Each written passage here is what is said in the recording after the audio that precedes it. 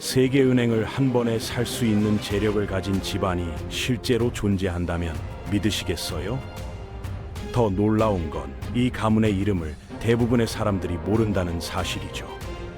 18세기 중반부터 지금까지 270년 넘게 세계 경제에 숨겨진 손으로 활동해온 이들, 바로 로스차일드 가문입니다. 이들의 재산은 공식적으로 알려진 것만 해도 어마어마하지만 실제로는 그보다 훨씬 더 많을 것으로 추정되고 있어요.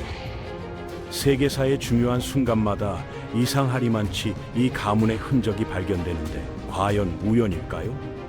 오늘은 역사의 뒤편에서 조용히 세계를 움직여온 이 신비로운 집안의 이야기를 여러분께 들려드리려고 합니다. 1760년대 독일 프랑크푸르트의 작은 유대인 거주 구역에 한 남자가 있었습니다. 마이어 암쉘 로스차일드라는 이름의 이 사람은 처음엔 골동품과 희귀 동전을 거래하는 작은 상점을 운영하고 있었어요. 당시 유대인들은 사회적으로 많은 제약을 받고 있었고 할 수 있는 일도 매우 제한적이었죠. 하지만 마이어는 남달랐습니다. 그는 단순히 물건을 사고 파는 것에 그치지 않고 귀족들과의 관계를 쌓아가기 시작했어요. 특히 헤센 공국의 비렐름 왕자와 친분을 맺은 게 그의 인생을 완전히 바꿔놓았죠. 왕자의 재산을 관리하면서 금융업에 본격적으로 뛰어들게 된 겁니다. 여기서 중요한 건 마이어가 단순한 금융업자가 아니었다는 점이에요. 그는 5명의 아들을 두었는데 각각 암쉘, 솔로몬, 네이선, 칼, 제임스라는 이름을 가진 이 아들들이야말로 진짜 게임 체인저였습니다. 1810년대 초반 마이어는 혁신적인 결정을 내렸어요. 5 아들을 당시 유럽에서 가장 중요한 5 도시로 보낸 겁니다. 장남 암쉘은 프랑크푸르트에 남아 본가를 지켰고, 네이선은 런던으로, 제임스는 파리로, 솔로몬은 빈으로, 칼은 나폴리로 각각 떠났죠. 이게 왜 대단한 전략이었을까요? 당시는 교통과 통신이 극도로 제한적이던 시대였어요. 편지 한 통이 한 도시에서 다른 도시로 가는데 며칠씩 걸렸고, 국제 거래는 상상하기 어려운 수준이었습니다. 그런데 로스차일드 가문은 유럽 전역에 가족 네트워크를 구축함으로써 이 문제를 해결한 거예요. 더 놀라운 건 이들이 구축한 정보 전달 시스템이었습니다. 비둘기를 이용한 통신망, 암호화된 메시지, 그리고 가족들 간의 절대적인 신뢰를 바탕으로 당시 어떤 정부나 기관보다도 빠르게 정보를 주고받을 수 있었죠. 1815년 6월 18일, 바로 그 유명한 워털루 전투가 벌어진 날의 이야기를 해볼까요? 나폴레옹의 프랑스군과 웰링턴 공작이 이끄는 연합군 사이의 결전이었습니다. 전쟁의 결과는 유럽 전체의 운명을 좌우할 만큼 중요했어요. 런던의 네이선 로스차일드는 전투가 끝나기도 전에 이미 결과를 알고 있었습니다. 어떻게요? 그의 정보원들이 비둘기를 이용해 전투 현장에서 직접 소식을 전해왔기 때문이에요. 공식 발표보다 무려 하루나 먼저 정보를 입수한 거죠. 여기서 네이선이 한 행동은 역사상 가장 유명한 금융거래 중 하나로 기록됩니다. 그는 런던 증권거래소에 나타나 심각한 표정으로 영국 국채를 대량으로 팔기 시작했어요. 다른 투자자들은 놀랐죠. 로스차일드가 파는 걸 보니 영국이 징계분명해 라고 생각한 사람들이 너도 나도 국채를 헐값에 내다 팔기 시작했습니다. 그렇지만 이건 교묘한 속임수였어요. 네이선은 자신의 대리인들을 통해 폭락한 국채를 몰래 전부 사들였던 겁니다. 다음 날 영국의 승전 소식이 공식적으로 전해지자 국채 가격은 폭등했고, 네이선은 하루 만에 상상을 초월하는 이익을 챙겼죠. 일각에서는 이때 벌어들인 돈이 현재 가치로 환산하면 수조 원에 달한다고 추정합니다. 이 사건은 로스차일드 가문의 방식을 잘 보여줍니다. 정보가 곧 돈이고 타이밍이 곧 권력이라는 걸 누구보다 잘 알고 있었던 거예요. 1820년대 들어서면서 로스차일드 가문의 영향력은 더욱 확대됩니다. 이들은 단순한 은행가를 넘어서 국가의 재정을 좌우하는 존재가 되어가고 있었어요. 예를 들어 브라질이 포르투갈로부터 독립할 때도 로스차일드 가문이 210만 파운드라는 거금을 제공했죠. 오늘날 가치로 치면 약 505억 원 정도 됩니다. 왜 이들은 이런 일에 돈을 댔을까요? 표면적으로는 자선이나 정치적 이상 같은 걸로 포장되었지만 실제로는 철저한 이익 계산이 깔려 있었습니다. 신생 독립국은 로스차일드에게 빚을 지게 되고 그 나라의 천연 자원이나 무역권에 대한 접근권을 얻게 되는 시기였죠. 이런 식으로 로스차일드 가문은 유럽을 넘어 남미, 아시아, 아프리카까지 영향력을 확장해 나갔습니다. 철도 건설, 광산 개발, 석유 사업 등 19세기 산업혁명의 핵심 분야마다 이들의 손길이 닿지 않은 곳이 없었어요. 특히 주목할 만한 건 수에즈 운하 프로젝트입니다. 1875년 이집트 정부가 재정난으로 수에즈 운하 지분을 급하게 팔아야 하는 상황이 벌어졌어요. 영국 정부는 이 기회를 놓치고 싶지 않았지만 의회 승인을 받으려면 시간이 너무 오래 걸렸죠. 이때 등장한 게 라이오네 드 로스차일드였습니다. 그는 영국 총리에게 즉석에서 420만 파운, 현재 가치로 약 7천억 원을 빌려줬어요. 담보도 없이 계약서도 간단한 쪽지 하나로요. 이렇게 해서 영국은 수에즈 운하의 주요 지분을 확보했고 로스차일드는 영국 정부와 더욱 깊은 관계를 맺게 됩니다. 20세기로 넘어오면서 세계는 더욱 복잡해졌습니다. 제국주의 경쟁이 치열해지고 각국의 이해관계가 첨예하게 대립하던 시기였죠. 그리고 1914년 인류 역사상 최초의 세계대전이 발발합니다. 제1차 세계대전과 로스차일드 가문의 관계는 여전히 많은 논란을 불러일으키는 주제예요. 일부에서는 이 가문이 전쟁을 부추겼다고 주장하지만 확실한 증거는 없습니다. 다만 분명한 건 전쟁 기간 동안 이들이 막대한 이익을 얻었다는 사실이에요. 어떻게 그게 가능했을까요? 로스차일드 가문은 양측 모두에게 자금을 제공했습니다. 영국과 프랑스의 연합국 진영에도 독일과 오스트리아의 동맹국 진영에도 돈을 빌려준 거죠. 전쟁이 길어질수록 더 많은 무기와 물자가 필요할수록 이들의 이익은 불어났어요. 더 충격적인 건 이들이 무기 제조업에도 깊숙이 관여하고 있었다는 점입니다. 프랑스의 슈나이더 일렉트릭, 영국의 비커스 암스트롱 같은 대형 군수업체들이 모두 로스차일드의 투자를 받았거나 그들과 긴밀하게 연결되어 있었죠. 1차 대전이 끝나고 20여 년 뒤 인류는 더욱 참혹한 제2차 세계대전을 겪게 됩니다. 이 시기 로스차일드 가문에게는 치명적인 위기가 찾아왔어요. 나치 독일이 유럽을 휩쓸면서 유대인을 박해하기 시작한 거죠. 1938년 오스트리아가 독일에 병합되면서 빈에 있던 로스차일드 가문의 루이 나타니엘이 게슈타포에 체포됩니다. 나치는 그를 풀어주는 조건으로 3억 7천만 달러라는 천문학적인 몸값을 요구했어요. 현재 가치로 환산하면 약 3조 원이 넘는 금액이죠. 결국 가문은 오스트리아에 있던 모든 재산과 사업체를 포기하는 대가로 루이를 구출했습니다. 이 사건은 아무리 거대한 부를 가졌어도 폭력과 광기 앞에서는 무력할 수 있다는 걸 보여준 사례였어요. 2차 대전 이후 세계 질서는 완전히 재편됩니다. 유럽 중심의 세계에서 미국과 소련이 양분하는 냉전 체제로 넘어간 거죠. 로스차일드 가문도 이 변화에 적응해야 했습니다. 전후 복구 과정에서 이들은 다시 한번 중요한 역할을 했어요.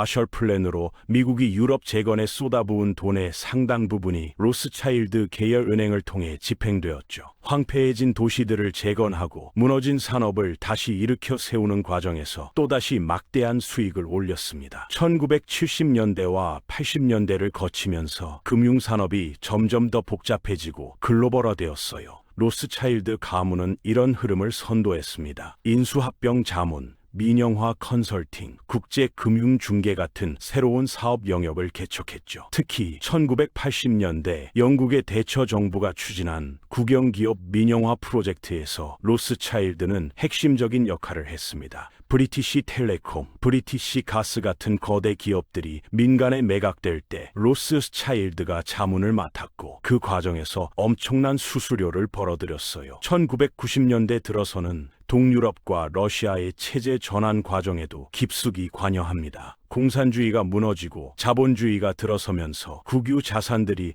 대거 민간에 매각되었는데 이 과정에 로스차일드 은행이 적극적으로 참여한 거죠. 2000년대 초반 아이보리 코스트가 심각한 경제 위기에 빠졌을 때도 로스차일드가 나섰습니다. 국제 금융시장 복귀를 도와주고 채무 재조정 협상을 중재했어요. 2015년에는 카메룬의 경제 재건을 지원했고 차드의 재정 위기 해결에도 참여했죠. 거죠. 이런 활동들을 보면 로스차일드 가문이 단순히 돈을 버는 데만 관심이 있는 게 아니라는 걸 알 수 있습니다. 물론 이익을 추구하지만 동시에 국제 금융 질서의 안정자 역할도 자처하고 있는 거예요. 그렇다면 현재 로스차일드 가문의 실제 재산은 얼마나 될까요? 이게 바로 가장 큰 미스터리입니다. 공식적으로 발표된 수치는 없고 추정치만 난무하고 있어요. 보수적으로 잡으면 약 4천억 달, 우리 돈으로 520조 원 정도로 추산됩니다. 하지만 일각에서는 실제로는 이보다 훨씬 많을 거라고 주장해요. 여러 기업과 은행에 분산되어 있는 지분, 비공개로 운영되는 투자 회사들, 각종 재단과 신탁을 통해 숨겨진 자산들까지 합치면 실제 규모는 아무도 모른다는 거죠. 현재 로스차일드 가문은 7대째를 맞이하고 있습니다. 초기 5형제의 후손들이 전 세계 곳곳에 흩어져 있지만 여전히 가족 회의를 통해 중요한 결정을 함께 내리고 있어요. 이들이 소유하거나 지분을 가진 것으로 알려진 자산들을 볼까요? 전 세계에 1900개가 넘는 고급 부동산이 있습니다. 파리의 역사적인 저택들, 런던의 프라임 지역 빌딩들, 스위스의 호화 별장들이 모두 이들 소유죠. 개인용 제트기만 110대가 넘고 요트와 헬리콥터도 수십 대씩 보유하고 있어요.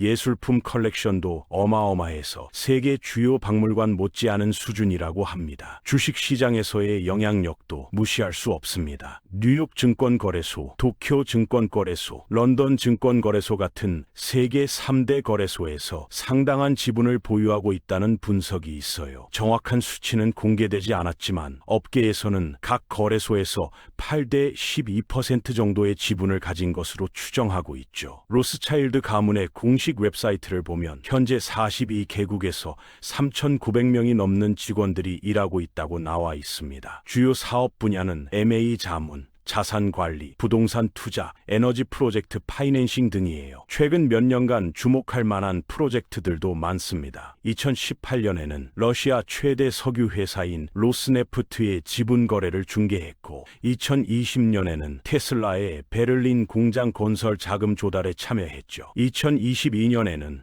아프리카의 대규모 재생에너지 프로젝트에 투자하기도 했습니다. 하지만 이렇게 막강한 힘을 가진 가문을 둘러싼 음모론도 끊이지 않아요. 일부에서는 로스차일드가 전 세계 중앙은행을 장악하고 있다고 주장합니다. 미국 연방준비제도, 유럽중앙은행, 일본은행 등 주요 중앙은행들이 모두 이들의 통제 아래에 있다는 거죠. 또 다른 주장은 이들이 세계 주요 언론사들을 지배한다는 겁니다. 로이터, AP통신, CNN, BBC 같은 글로벌 미디어 기업들의 주요 주주라는 설이 있어요. 이를 통해 여론을 조작하고 자신들에게 유리한 방향으로 세상을 움직인다는 거죠. 심지어 존 F. 케네디 대통령 암살 사건의 배후에도 로스차일드가 있다는 음모론까지 있습니다. 케네디가 연방준비제도를 개혁하려다 제거당했다는 주장인데 물론 어떤 증거도 없어요. 이런 음모론들의 문제는 검증이 불가능하다는 점입니다. 공식 기록이나 문서가 없으니 증명도 반증도 어렵죠. 다만 로스차일드 가문이 실제로 엄청난 영향력을 가진 건 사실이고 그 영향력이 어디까지 미치는지는 아무도 정확히 모른다는 게 문제를 더 복잡하게 만듭니다. 객관적으로 확인된 사실들만 봐도 충분히 놀랍습니다. 270년 넘는 세월 동안 한 가문이 이렇게 막대한 부와 권력을 유지한다는 게 쉬운 일은 아니거든요. 대부분의 부유한 집안들은 3대를 넘기기 어렵다는 말이 있잖아요. 그런데 로스차일드는 7대째 건재합니다. 이들의 성공 비결은 뭘까요? 몇 가지로 정리해 볼 수 있어요. 첫째, 철저한 가족 중심주의입니다. 초기에는 사촌 간 결혼을 통해 재산이 외부로 빠져나가는 걸 막았어요. 지금도 중요한 결정은 가족 회의를 통해 내리고 외부인에게는 핵심 정보를 공개하지 않죠. 둘째, 뛰어난 정보력입니다. 워털루 전투 때부터 지금까지 이들은 항상 남들보다 빠르고 정확한 정보를 가지고 있었어요. 현대에도 각국 정부, 국제기구, 주요 기업들과의 네트워크를 통해 다른 이들이 모르는 정보를 먼저 입수합니다. 셋째, 장기적인 안목입니다. 단기 이익에 연연하지 않고 수십 년, 심지어 100년 앞을 내다보며 투자하죠. 19세기에 철도에 투자한 것도, 20세기에 석유와 광산에 투자한 것도, 21세기에 재생에너지와 IT에 투자하는 것도 모두 시대를 앞서간 선택이었어요. 넷째, 정치적 중립성입니다. 특정 국가나 이념에 편향되지 않고 모든 편과 거래한다는 원칙을 지켜왔죠. 이게 때로는 비윤리적으로 보일 수 있지만 덕분에 어떤 정권이 들어서든 살아남을 수 있었습니다. 다섯째, 철저한 비밀주의입니다. 언론 노출을 극도로 꺼리고 가문의 내부 사정을 외부에 알리지 않아요. 이게 오히려 신비감을 증폭시켜 음모론을 낳기도 하지만 동시에 불필요한 공격과 질투로부터 자신들을 보호하는 역할도 합니다. 현재 로스차일드 가문을 이끄는 핵심 인물은 제이콥 로스차일드입니다. 87세의 나이에도 여전히 왕성하게 활동하고 있죠. 그의 아들 나타니엘도 금융계에서 활발히 움직이고 있고요. 프랑스 쪽 로스차일드는 다비드 로스차일드가 대표적입니다. 그는 파리의 로스차일드 은행을 이끌면서 유럽 금융계에서 여전히 큰 영향력을 발휘하고 있어요. 이들 외에도 수십 명의 로스차일드 후손들이 각자의 분야에서 활동하고 있습니다. 예술, 자선 사업, 와인 사업, 부동산 개발 등 다양한 영역에서 가문의 이름을 이어가고 있죠. 흥미로운 건 최근 젊은 세대 로스차일드들이 조금 다른 길을 걷고 있다는 점입니다. SNS에서 활동하는 이들도 생겼고 스타트업에 투자하거나 직접 창업하는 경우도 있어요. 전통적인 은행업에서 벗어나 새로운 기회를 찾고 있는 거죠. 로스차일드 가문이 미래에도 계속 번영할 수 있을까요? 이건 아무도 확답할 수 없는 질문입니다. 세상이 빠르게 변하고 있고 과거의 성공 공식이 미래에도 통할지는 미지수거든요. 디지털 화폐의 등장, 탈중앙화 금융의 확산, 중국의 부상 같은 변화들이 기존 금융 질서를 뒤흔들고 있어요. 로스차일드 같은 전통적인 금융 가문들에게는 위협이 될 수도 있죠. 하지만 270년을 버텨온 가문답게 이들도 변화에 적응하고 있습니다. 블록체인 기술에 투자하고 핀테크 스타트업들과 협력하며 아시아 시장 공략에도 적극적이에요. 결국 로스차일드 가문의 이야기는 단순히 부자 집안의 역사가 아닙니다. 근대 자본주의가 어떻게 시작되고 발전했는지를 보여주는 살아있는 교과서예요. 정보의 힘, 네트워크의 중요성, 장기적 안목의 가치 같은 교훈들을 담고 있죠. 물론 모든 걸 긍정적으로만 볼 수는 없습니다. 과도한 부의 집중, 투명하지 못한 거래, 전쟁으로 인한 이익 추구 같은 어두운 면도 분명히 있어요. 한 가문이 이렇게 막강한 영향력을 가지는 게 과연 바람직한지에 대한 질문도 던져볼 필요가 있죠. 하지만 좋든 싫든 로스차일드 가문은 현대 세계를 만드는 데 큰 역할을 했고 지금도 여전히 영향력을 행사하고 있습니다. 우리가 매일 이용하는 금융 시스템, 국제 무역 구조, 심지어 정치 시스템까지 어딘가에는 이들의 흔적이 남아 있어요. 여러분은 이 이야기를 듣고 어떤 생각이 드셨나요? 음모론으로 치부하시겠어요? 아니면 숨겨진 진실이라고 믿으시겠어요? 아마 진실은 그 중간 어딘가에 있을 겁니다. 확실한 건 세상에는 우리가 모르는 힘들이 작동하고 있다는 점이에요. 뉴스에 나오는 정치인이나 기업가들이 전부가 아니라는 거죠. 그 뒤에서 조용히 움직이는 이들이 있고 로스차일드는 그 중에서도 가장 오래되고 강력한 세력입니다. 마지막으로 한 가지만 더 말씀드리고 싶어요. 로스차일드 가문의 가훈이 뭔지 아세요? 화합, 정직, 근면입니다. 거창한 음모론과는 달리 이들이 스스로 내세우는 가치는 의외로 평범하죠. 어쩌면 이게 핵심일지도 모릅니다. 엄청난 부와 권력도 결국은 기본에 충실할 때 오래 지속된다는 것, 가족 간의 화합, 사업에서의 정직함, 끊임없는 노력이 270년을 버티게 한 진짜 비결이 아닐까요? 물론 여기에 남들이 갖지 못한 정보력과 네트워크, 그리고 때로는 냉정한 계산과 대담한 결단이 더해졌겠죠. 그래서 로스차일드는 단순한 부자 집안이 아니라 하나의 전설이 된 겁니다. 앞으로 이 가문이 어떤 모습으로 변화할지, 100년 후에도 여전히 세계 금융계의 중심에 있을지는 시간이 말해줄 겁니다. 하지만 지금까지의 역사를 보면 쉽게 사라지지는 않을 것 같네요. 여러분도 혹시 이런 숨겨진 권력 가문들에 대해 알고 계신 게 있나요?